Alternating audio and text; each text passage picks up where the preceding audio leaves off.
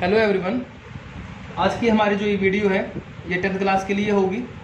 10th class में हमारा पहला लेसन चल रहा है संसाधन एवं विकास, और इसके अंदर हमने जो भू संसाधन है वो पढ़ लिया था और मृदा संसाधन को हमने शुरू कर रखा था। मृदा संसाधन शुरू करने के बाद इसमें हमने मृदा संसाधन क्या होता है और उसमें मृदा परिच्छेदिका का वर्णन इसमें कर लिया था। अब हम पढ़ने वाले मृदाओं का वर्गीकरण भाई, ठीक है। तो मैं आशा करता हूँ कि आप सब ठीक होंगे। तो देखिए यहाँ से अपना टॉपिक शुरू करते हैं। मृदाओं का जो वर्गीकरण होता है, मिट्टी को जो उसको बांटा जाता है, अलग अलग हिस्सों में बांटा जाता है, वो होता है भारत के अंदर किस प्रकार से बांटा जाता है। मैं डायरेक्ट भारत की बात करता हूँ, इंडिया की बात करता हूँ। देखिए भारत में ना अनेक प्रकार की उच्चावच स्थलाकृतियां पाई जाती है, यानी कि उच्चावच पाया जाता है। कहीं पर पर्वत है, कहीं पर पठार है, तो कहीं पर मैदानी भाग है। उसके साथ में मैदानी जलवायु, वनस्पति, ये कुछ कारक होते हैं जो क्या करते हैं, जो मिट्टी के प्रकारों को प्रभावित करते हैं भाई, ठीक है। जिस प्रकार की जलवायु जो मिट्टी होगी उसका प्रभाव पड़ेगा। वनस्पति रहित और वनस्पति सहित, यानी कि अगर वनस्पति और जीव जंतुओं का मिश्रण है तो मिट्टी अलग होगी, और नहीं है तो मिट्टी का प्रकार अलग हो जाएगा। और उच्चावच के आधार पर भी मिट्टी जो है अलग अलग प्रकार की मिलेगी। मैदानी भागों में अलग है, पर्वतीय भागों में अलग और पठारी भागों में अलग मिलती है। तो इस आधार पर भारत में जो 10th क्लास के अंदर दे रखी है, भारत में 6 प्रकार की मिट्टी पाई जाती है। देखिए वीडियो ज्यादा लंबी हो जाएगी, 6 का वर्णन नहीं करेंगे, हम सिर्फ 2 का वर्णन करेंगे। जलोढ़ और काली मिट्टी का ही वर्णन करने वाले हैं भाई, ठीक है। तो सबसे पहले हम बात करते हैं जलोढ़ मिट्टी। टोटल 6 है, जलोढ़, काली, लाल और पीली मृदा। उसके बाद लेटेराइट और मरुस्थली, और लास्ट में है वन मृदा, ठीक है। तो सबसे पहले हम शुरू करते हैं जलोढ़ मृदा। तो देखिए जलोढ़ मृदा जो होती है ना, उसका पहले बात करते हैं कि वो उसका निर्माण किस प्रकार होता है, ठीक है। निर्माण की बात कर लेते हैं। तो देखिए जो पर्वतीय क्षेत्रों के अंदर से जो पर्वत होता है और पर्वतों से जो नदी उतरती है, ठीक है, वो नदियां क्या करती है, वो नदियां जब पर्वतों से नीचे उतर करके आती है ना, तो अपने साथ बड़े बड़े चट्टान के टुकड़े बहा करके लेकर के आती है। यानी कि पानी के बहाव के साथ वो चट्टानों को काटते हुए चलती है। आप लोगों ने 9th क्लास में जो नदी तंत्र वाला जो लेसन पढ़ा था, अपवा तंत्र वाला जो लेसन पढ़ा है, उसके अंदर ये डिफाइन हो चुका है। अगर आप लोगों ने वो नहीं पढ़ा है या नहीं आता है तो कोई बात नहीं, हमने उसके ऊपर वीडियो बना दी है। आप लोग 9th क्लास की प्लेलिस्ट के अंदर वो वीडियो देख सकते हैं। उसमें सिंधु नदी तंत्र, गंगा नदी तंत्र और ब्रह्मपुत्र नदी तंत्र का भी इसमें वर्णन किया गया है, और यहाँ पर इसका वर्णन यहाँ पर भी होगा, ठीक है। तो अगर आप लोगों को वो आता है तो आप इसे अच्छी प्रकार से समझ सकते हैं भाई।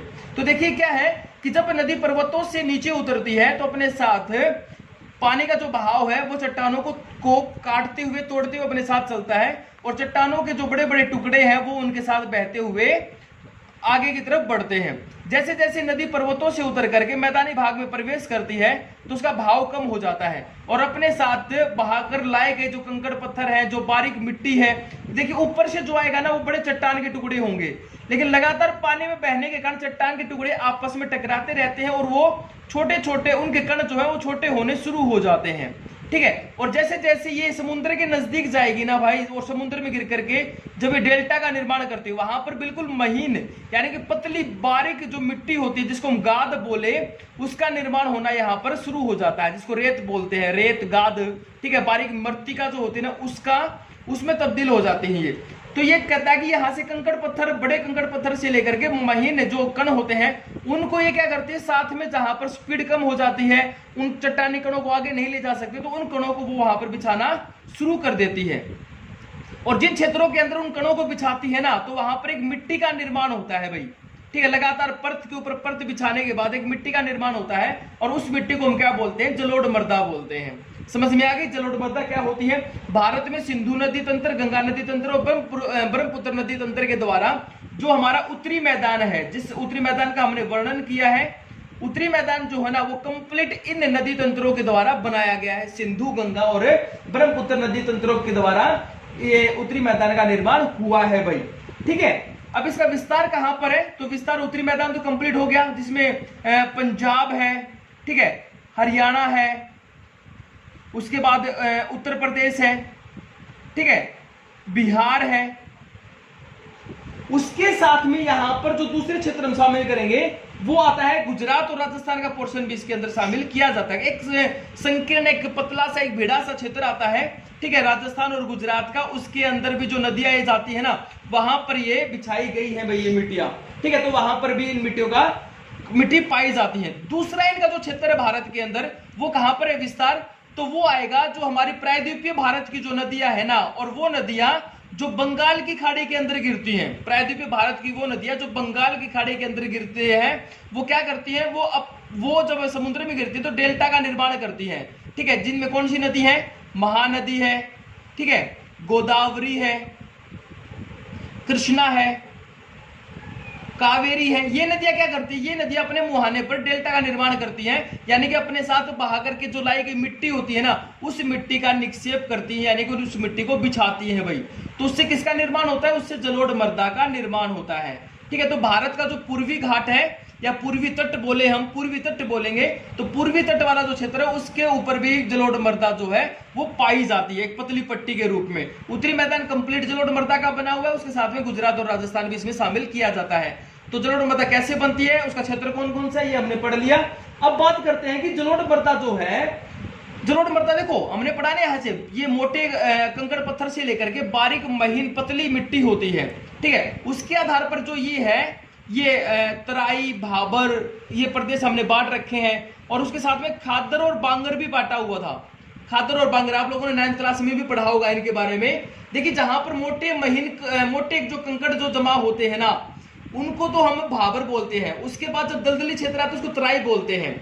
और हर साल जब नई जलोढ़ मिट्टी किसी क्षेत्र के अंदर बाढ़ आती हो और नई जलोढ़ मिट्टी का जहां पर निर्माण होता है, उसको हम खादर बोलते हैं। ये जो है इस बांगर की अपेक्षा ज्यादा उपजाऊ होती है।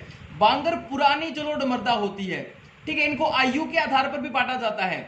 खादर नई है तो यानी कि इसकी आयु कम है, बांगर पुरानी है तो इसकी आयु अधिक है भाई। ठीक है, तो पुरानी मिट्टी बांगर कहलाती है और नई मिट्टी खादर कहलाती है। खादर बांगर की अपेक्षा ज्यादा उपजाऊ होती है। ठीक है, इसके अंदर ये बात हमें जान लेंगे। उसके बाद इनके अंदर कौन कौन से ये कहेंगे रसायन या उपजाऊ तत्व कौन कौन से होते हैं, तो देखिए इस मिट्टी में है ना, पोटास की मात्रा पाई जाती है, पोटास हो गया। ठीक है, उसके साथ में यहां पर फास्फोरस हो गया, फास्फोरस और चूना। ठीक है, इनकी मात्रा इसके अंदर अधिक पाई जाती है। ठीक है, और इसी कारण ये जो मृदा है ना, ये ज्यादा उपजाऊ है भाई। ठीक है, अब बात करें कि इनके अंदर खेती कौन कौन सी होती है, तो इनके अंदर हम गन्ना उगा सकते हैं, ठीक है, चावल उगा सकते हैं, गेहूं उगा सकते हैं, या हम जो खाद्यान्न उगाते हैं ना, जो अनाज होता है हमारा, जो खाद्यान्न होता है, वो लगभग इसके अंदर आसानी से उगाया जा सकता है। ठीक है, और उसके साथ में जो दलहन है, दलहन यानी कि जो दालें होती हैं, या दालें, या हम ये कहें, हाँ, दालें और तिलहन की जो फसलें होती हैं इनके अंदर उगाई जाती है, दलहन फसलें इसके अंदर उगाई जाती हैं भाई।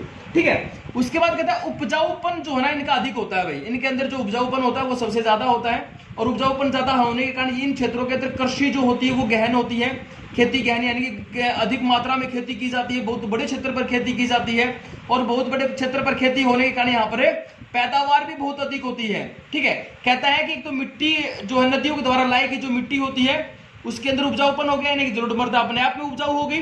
दूसरा कहता है अगर सिंचाई साथ में हो जाए तो पैदावार बहुत अधिक बढ़ाई जा सकती है। साथ में हमें उर्वरक और कीटनाशकों का प्रयोग करें तो यहाँ पर जो पैदावार है बहुत ज्यादा है। ठीक है, तो भारत के उत्तरी मैदान में वैसे भी खेती बहुत अधिक होती है और पैदावार भी बहुत अधिक होती है, और इसके कारण यहाँ पर जो जनसंख्या है ना वो भी अधिक पाई जाती है। जनसंख्या घनत्व भी अधिक है, जनसंख्या इन क्षेत्रों में ज्यादा पाई जाती है। ठीक है, तो ये थी अपनी जलोढ़ मृदा भाई। अब बात करते हैं हम काली मृदा की। ठीक है, काली मिट्टी की और बात कर लेते हैं। इसके अंदर दो मिट्टी तो कम से कम करें ही। ठीक है, तो दूसरी आती है काली मृदा। देखिए, नाम से ही पता चल गया हमें काली मृदा। इस काली मृदा को ना रेगर मिट्टी भी बोला जाता है, रेगर मिट्टी। ठीक है, रेगर या रेगुर मिट्टी बोला जाता है इसको, काली मिट्टी को। और उसके साथ में इसको कपास काली मिट्टी भी बोला जाता है, कपास काली मिट्टी भी इसको बोला जाता है। इसका नाम है भाई कपास काली मिट्टी। ठीक है, अब इसमें पहले बात करते हैं हम कि इसका निर्माण जो है ना वो किस प्रकार हुआ है।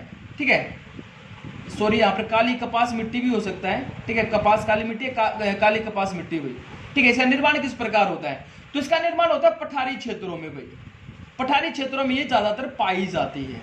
ठीक है, किस प्रकार होता है, ये कहता है कि ये जो धरातल के अंदर जो ज्वालामुखी होती है ना, जो लावा होता है ना, लावा के बाहर आने से, यानी कि जहां पर ज्वालामुखी विस्फोट हुए हो और ज्वालामुखी विस्फोट होने के बाद लावा बाहर आकर के ठंडा होता है और जम जाता है। जमने के बाद निर्माण होता है चट्टानों का। जिन चट्टानों के टूटने फूटने से जिस मिट्टी का निर्माण होगा उस मिट्टी को हम काली मिट्टी बोलते हैं। आगे बात समझ में? तो काली मिट्टी का हम बोले कि जनक सेल कौन सी होंगी? वो चट्टानें जो ज्वालामुखी विस्फोट के द्वारा जिनका निर्माण हुआ है, उन चट्टानों से काली मिट्टी का निर्माण होता है। ठीक है, इसके अंदर जो है लोहा ज्वालामुखी से उद्गार होने के कारण, यानी कि पृथ्वी के आंतरिक भाग से आने के कारण इसके अंदर लोहा, चूना, ठीक है, कैल्शियम कार्बोनेट, ठीक है, स्पीड में थोड़ा सा अजीब लिखा जा रहा होगा तो ध्यान से देखना एक बार। उसके बाद पोटास की मात्रा इसके अंदर पाई जाती है। ठीक है, एल्यूमिनियम पाया जाता है, एल्यूमिनियम हो गया। मैग्नीशियम कार्बोनेट पाया जाता है इसके अंदर, मैग्नीशियम कार्बोनेट की मात्रा पाई जाती है। ठीक है, तो लोहा, चूना, कैल्शियम कार्बोनेट, पोटास, एल्यूमिनियम और मैग्नीशियम कार्बोनेट की मात्रा इसके अंदर पाई जाती है। क्या नहीं पाया जाता है, कमी किस चीज की है? तो इसके अंदर नाइट्रोजन, फास्फोरस, ठीक है, और एक जो हम बोलते हैं ना जैविक पदार्थ, यानी कि वनस्पति या जीवों का जो शरीर होता है या उनका अंग होता है, यानी कि जिसको हम बोलते हैं ह्यूमस की मात्रा जो होती है। ठीक है, इसके अंदर ह्यूमस की जो मात्रा होती है वो नहीं पाई जाती। तो ये 3 पदार्थ इसके अंदर नहीं पाए जाते हैं। ये जो मिट्टी है ये कपास के लिए बड़ी लाभदायक मिट्टी है। ठीक है, इसके अंदर कपास अधिक होती है, मैं ऊपर बता चुका हूं। काली कपास मिट्टी इसको बोला जाता है, तो कपास की खेती इसके अंदर अधिक की जाती है। भारत में कहां पाई जाती है?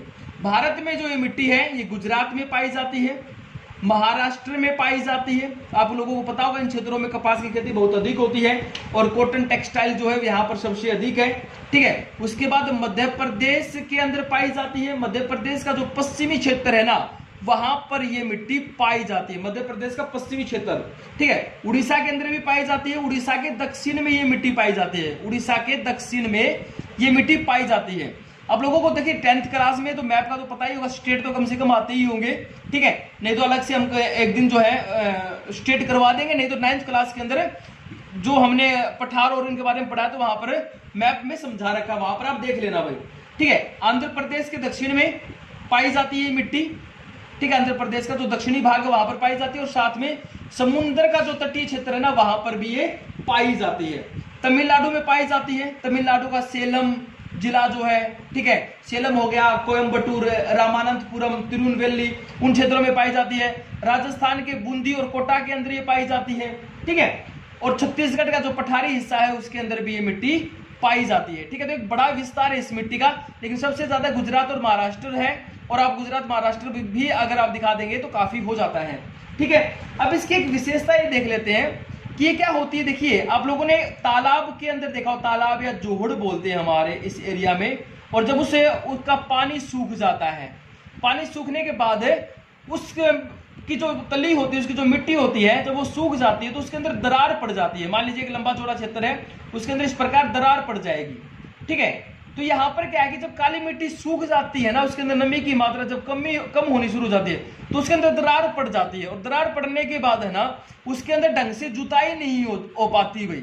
ठीक है, और दूसरी बात यहाँ पर क्या है, अगर मान लो बारिश अधिक हो गई ना, तो इस काली मिट्टी क्या हो जाएगी, चिपचिपी हो जाएगी ज्यादा, और तब भी इसके अंदर जुताई नहीं होती। तो यहाँ पर जुताई कब होती है? यहाँ पर जुताई होती है जब मानसून की जो पहली बारिश है, यानी कि हल्की सी जो बौछार होती है ना, तो उस बौछार के साथ यहाँ पर जुताई शुरू कर देते हैं, यानी कि इस खेत को जोतना ये शुरू कर देते हैं भाई। ठीक है, उसके हिसाब से यहाँ पर जुताई होती है। नहीं तो अगर अधिक बारिश होगी तो चिपचिपी हो जाएगी। वैसे यहाँ पर ट्रैक्टर या फिर हम हल का प्रयोग नहीं कर सकते।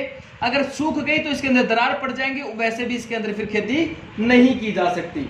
ठीक है, तो ये था अपना काली मृदा। हमने जलोढ़ मृदा और काली मृदा के बारे में पढ़ा और मैं उम्मीद करता हूं कि आप लोगों को समझ में आ गया होगा।